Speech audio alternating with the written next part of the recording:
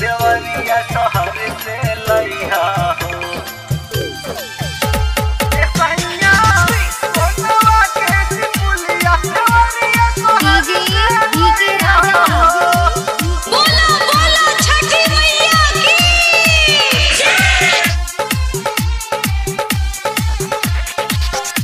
ए सैया सोनावा के सिपुलिया देवरिया शहर से लइहा हो।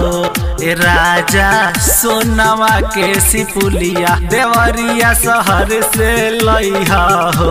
देवरिया शहर से लइहा हो। देवरिया शहर से लइहा हो। कि तोह से कहली तोहार रनिया बतिया जन तू भुलइहा हो। सोनवा के सिपुलिया देवरिया शहर से लइहा हो। देवरिया शहर से लइहा हो।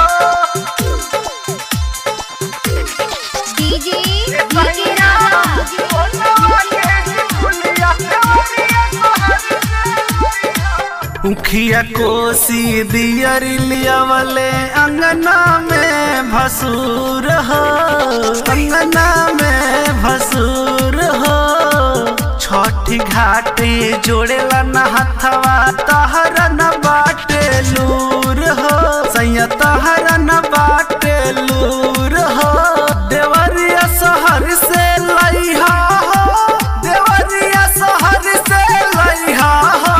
कि एक दिन कमावा छोड़ी सोनारा के तू दुकान पर जइहा हो। ए सैया सोनावा के सिपुलिया देवरिया शहर से लइहा हो।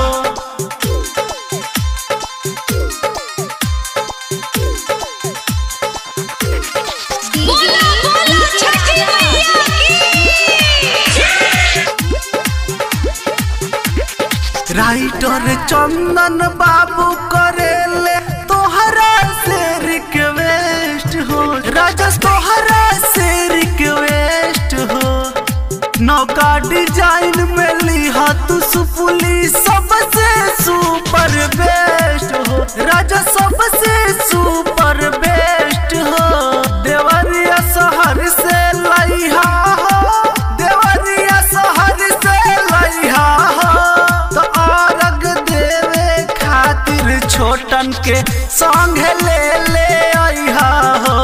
ए सैया सोनावा के सिपुलिया देवरिया शहर से लइहा हो।